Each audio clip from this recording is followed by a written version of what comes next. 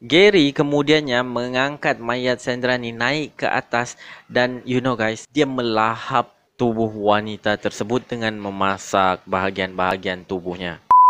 Assalamualaikum warahmatullahi wabarakatuh. Salam sejahtera, salam perbuatan kepada anda di luar sana konco-koncoku. Welcome to my channel.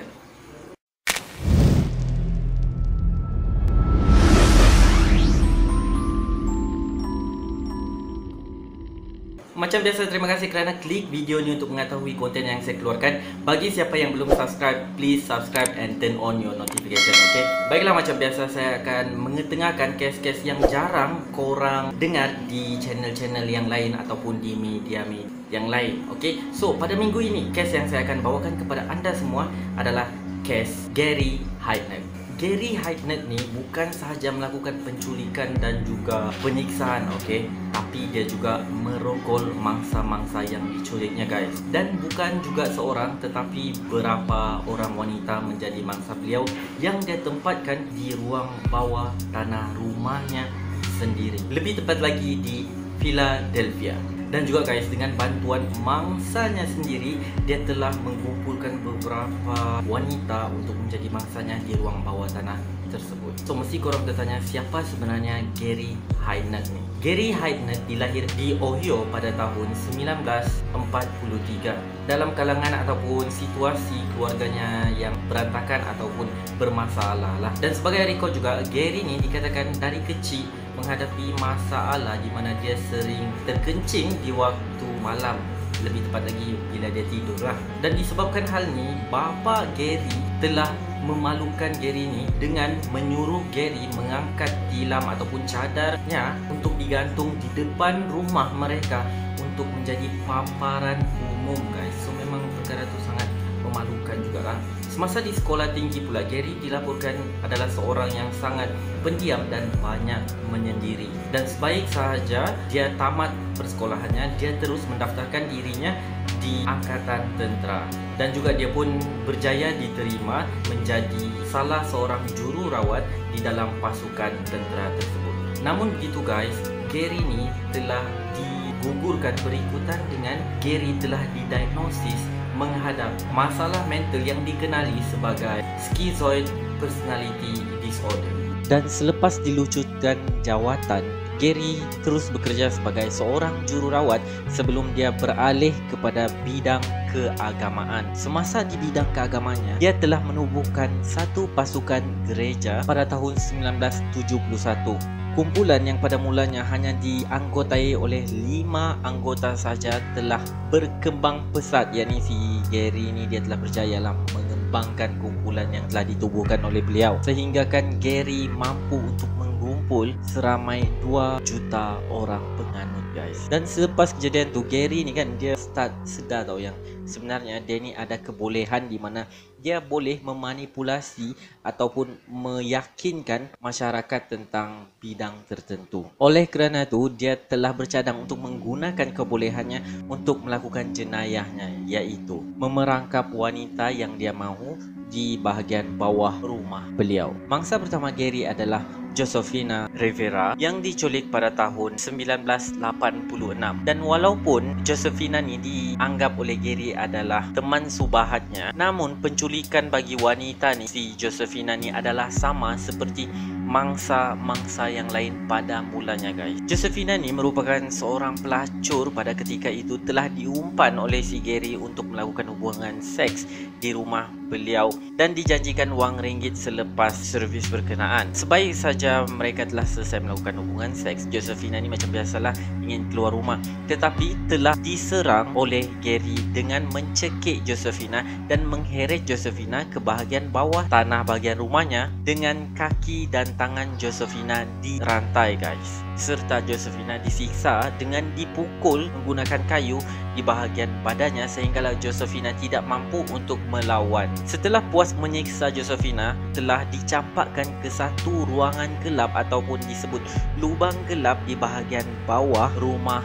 Gary yang telah dibuatnya. Selepas tu dia tutup bahagian tu dengan menggunakan kayu yang padat supaya tidak kedengaran oleh orang luar. 5 lagi wanita ataupun mangsa Gary ni telah diculik dalam tempoh masa 3 bulan guys. So bayangkan, Gary ni memang menggunakan kelebihan dia sebaik yang mungkin dengan memanipulasi dan juga menggunakan ayat-ayat yang meyakinkan orang tahu. Sama macam Josephina, mereka semua dirantai bahagian kaki dan tangan, disiksa dan dihumban ke dalam lubang gelap tersebut. Gary hanya mengeluarkan mangsa-mangsanya ketika dia ingin melakukan hubungan seks atau ingin menyeksa mangsanya. Dalam satu temu bual guys, Josephina menyatakan dia mula berpihak kepada Gary setelah sekian lama dikurung. Wanita itu berkata lagi mungkin ini kerana dia telah menjadi mangsa sindrom Stockholm. Dan setelah Josephina berpihak kepada si Gary ini, Gary telah melantik Josephina sebagai ketua wanita di dalam lubang tersebut ataupun ketua warden lah. Juga dinyatakan jika Josephina ni melakukan tugasnya dengan baik dengan mengawal wanita yang lain, dia akan dihadiahkan dengan segelas coklat panas serta hotdog, iaitu makanan yang mereka jarang dapat. Malah guys, Gary juga akan membenarkan Josephina untuk tidur di luar daripada lubang gelap tersebut. Menurut Josephina juga, dia tidak mempunyai pilihan lain selain daripada menuruti kehendak Gary. Ini kerana Gary boleh menjadi insan yang sangat berbahaya kepada mereka semua bila Gary ini telah naik marah. Dilaporkan juga bagi sesiapa mangsanya yang ingin dengan arahan ataupun menimbulkan ketidakpuasan hati daripada Gary, dia dengan tidak teragak-agak akan menyiksa wanita tersebut dengan tidak memberikan makanan berhari-hari, juga memukul wanita tersebut guys. Kadangkala Gary ni akan menutup mulut mangsanya dengan pita pelekat dan memasukkan pemutar skru yang panjang tu ke dalam telinga mangsanya. Memang kejam. Josephina juga melaporkan dia pernah membantu Gary untuk membanjiri lubang hitam tu dengan air, telah tu memasukkan wayar elektrik yang hidup ke dalam lubang tersebut untuk membagi renjatan elektrik kepada wanita yang lain. Dilaporkan Deborah Dudley telah meninggal akibat daripada renjatan elektrik tersebut. Dan salah satu kes bunuh ataupun kematian yang berlaku di dalam tu yang begitu sangat tragis adalah kematian Sandra Lindsay. Sandra merupakan seorang wanita kurang upaya yang telah dicolek oleh Gary selepas Josephina. Boleh dikatakan batch kedua lah. Sandra dikatakan tidak mampu menahan siksaan daripada Gary dengan memukul beliau serta tidak memberi makan selama berhari-hari, dan akhirnya Sandra telah mati di dalam lubang hitam tersebut. Gary kemudiannya mengangkat mayat Sandra ni naik ke atas dan you know guys, dia melahap tubuh wanita tersebut dengan memasak bahagian-bahagian tubuhnya. Dilaporkan tulang rusuk Sandra tu dimasak di dalam ketuhar, bahagian kaki dan tangan dimasukkan ke dalam peti ais, dan juga bahagian kepala Sandra telah direbus di atas dapur gas. Dan sempat juga jirannya melaporkan kepada pihak polis kerana mereka berbau something yang sangat busuk datangnya daripada rumah Gary ni guys. Dan sejurus itu polis pun datang untuk membuat siasatan. Gary hanya memberikan jawapan yang lama.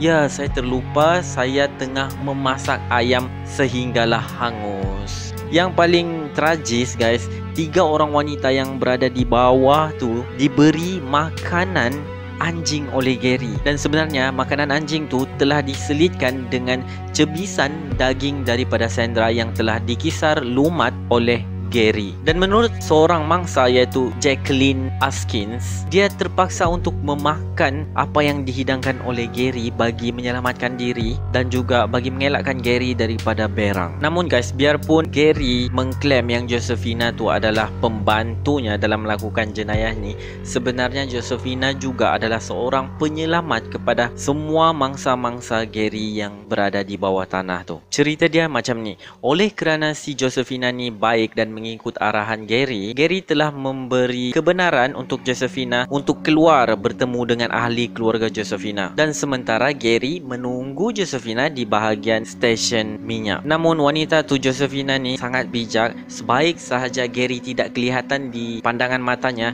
dia lantas mencari telefon awam untuk melaporkan perkara berkenaan kepada pihak polis. Dan sejurus sahaja pihak polis mendapat laporan tersebut, polis terus membuat terjahan ke lokasi yang dilaporkan dan memberkas Gary Akhirnya guys, selepas 4 bulan wanita-wanita tersebut terkurung di lubang hitam yang mereka anggap sebagai neraka tu, mereka akhirnya terselamat dan juga bebas. Gary guys telah cuba untuk mengelak ataupun lari daripada hukuman mati dengan alasan tidak siuman. Namun lelaki itu tetap dijatuhkan hukuman pada Julai 1988. Dilaporkan juga Gary telah mencuba membunuh diri sebanyak beberapa kali tetapi tidak berjaya guys. Malahan keluarga Gary juga telah mencuba untuk mengeluarkan Gary daripada penjara dan melepaskan Gary daripada hukuman mati, tetapi akhirnya menemui jalan buntu. Dan akhir sekali pada 6 Julai 1999, Gary Hadnock telah dijatuhkan hukuman mati dengan suntikan maut, sekaligus menjadikan dia adalah penjenayah terakhir yang dijalankan hukuman mati di daerah Pennsylvania. Dan berakhirlah kes ni. So macam mana pendapat korang mengenai kes ni? Jika korang ada komen ataupun sebarang cadangan ataupun kes-kes yang ingin saya ulaskan, just komen di bahagian bawah ataupun direct DM di Facebook ataupun Instagram yang linknya saya letak di bahagian description. Dan jangan lupa guys untuk ambil pengajaran sebanyak mungkin daripada video yang saya keluarkan, kerana itu adalah objektif utama saya mengeluarkan every content. Ya, sehingga berjumpa lagi untuk next video. Jaga diri, jaga akhlak. Assalamualaikum. Hantam memang.